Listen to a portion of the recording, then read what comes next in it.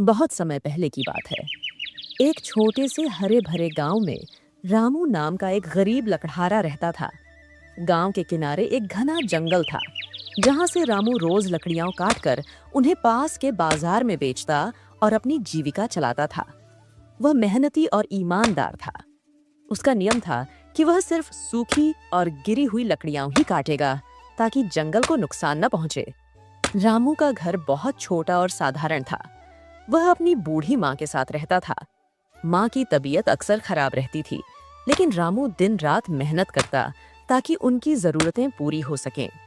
उसकी ईमानदारी के कारण गांव के लोग उसकी बहुत इज्जत करते थे, लेकिन उसकी गरीबी उसे कभी-कभी चिंता में डाल देती थी। कभी-कभी लकड़ियां कम बिकती तो घर में खाने के लिए भी मुश्किल हो जाती। लेकिन रामू ने कभी बेईमानी का रास्ता नहीं अपनाया। एक दिन रामू जंगल में एक बड़े पेड़ के पास पहुंचा। वह बहुत पुराना और सूखा हुआ था, जिससे अच्छी लकड़ियां मिल सकती थीं। रामू ने अपनी कुल्हाड़ी उठाई और काटना शुरू किया। ठक ठक, कुल्हाड़ी की आवाज जंगल में गूंज रही थी। रामू ने अभी कुछ ही बार किए थे कि अचानक कुल्हाड़ी का हैंडल उसके पसीने से फिसल गया और कुल्हाड़ी सीधी नदी में जा गिरी। हे भगवान! रामू घबरा गया। वह दौड़कर नदी के किनारे गया, लेकिन कुल्हाड़ी का कोई पता नहीं था। अब मैं क्या करूं? रामू निराश होकर बोल पड़ा। कुल्हाड़ी के बिना वह काम नहीं कर सकता था और नई कुल्हाड़ी खरीदने के लिए उसके पास पैसे नहीं थे। वह बैठकर रोने लगा। भगवान, अब मैं अपनी माँ के लिए खाना कहाँ से लाऊंगा? रामू की ईमानदारी और सच्चाई ने ब्रह्मांड को झकझोर दिया। अचानक नदी में हलचल हुई और एक तेज रोशनी चमकी। देखते ही देखते एक दिव्य स्त्री प्रकट हुई। उनकी देह प्रकाशमान थी, उनकी आंखों में करुणा थी और वे नीले आभा से घिरी हुई थीं। रामू चकित रह गया। उसने झट से हाथ जोड़ लिए। देवी ने कहा, डरो मत रामू। जिरेनिया, मैं इस नदी की जल देवी हूँ। मैंने तुम्हारी पुकार सुनी। बताओ तुम क्यों रो रहे हो? रामू ने हाथ जोड़कर पूरी सच्चाई बताई। माँ, मेरी कुल्हाड़ी इस नदी में गिर गई है। वह मेरी रोजी रोटी का साधन थी। बिना कुल्हाड़ी के मैं अपने परिवार का पालन पोषण नहीं कर सकता। देवी मुस्कुराई और बोली, तुम चिंता मत करो, मैं तुम्हारी कुल्हाड़ी खोज कर लाती हूँ। जल देवी ने नदी में डुबकी लगाई और जब वे ऊपर आईं, तो उनके हाथ में एक चमचमाती सोने की कुल्हाड़ी थी। रामू, क्या यह तुम्हारी कुल्हाड़ी है? उन्होंने पूछा।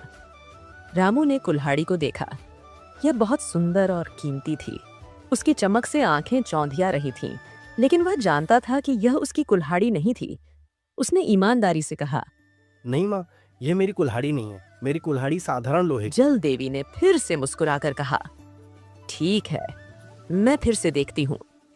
वे फिर से नदी में गईं और इस बार चांदी की कुल्हाड़ी लेकर बाहर आईं। क्या यह तुम्हारी कुल्हाड़ी है रामू? उन्होंने दोबारा पूछा। रामू ने चांदी की कुल्हाड़ी को देखा। यह भी बहुत सुंदर थी, लेकिन यह उसकी कुल्हाड़ी नहीं थी। उसने फिर सिर हिलाते हुए कहा, नहीं माँ, यह मेरी कुल्हाड़ी नहीं है। मेरी कुल्हाड़ी साधारण लोहे की थी। अब देवी ने तीसरी बार डुबकी लगाई। इस बार जब वे बाहर आईं, तो उनके हाथ में वही पुरानी लोहे की कुल्हाड़ी थी जो रामू की थी। रामू, यह तुम्हारी कुल्हाड़ी है? रामू की आंखों में खुशी की चमक आ गई। उसने झट से कहा, हाँ माँ, यही मेरी कुल्हाड़ी है। जल देवी रामू की ईमानदारी देखकर बहुत प्रसन्न हुई।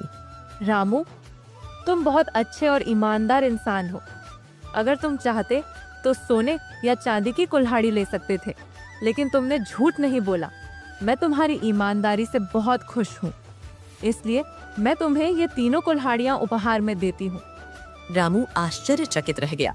कहा, ये तो बहुत ज्यादा है। देवी हंसकर बोली, सच्चे इंसान को इनाम देने से कभी संकोच नहीं करना चाहिए। यह तुम्हारे अच्छे कर्मों का फल है। जाओ, इनका सही उपयोग करना। इतना कहकर देवी अदृश्य हो गईं। रामू बहुत खुश हुआ और तीनों कुल्हाड़ियां लेकर गांव लौटा। जब गांव वालों ने उसकी कहानी सुनी, तो वे उसकी ईमानदारी की बहुत तारीफ करने लगे।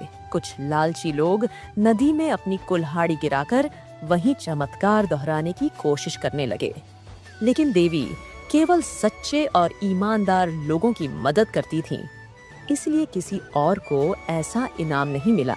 रामू ने अपनी सोने और चांदी की कुल्हाड़ी बेचकर अपने घर को सुधार लिया।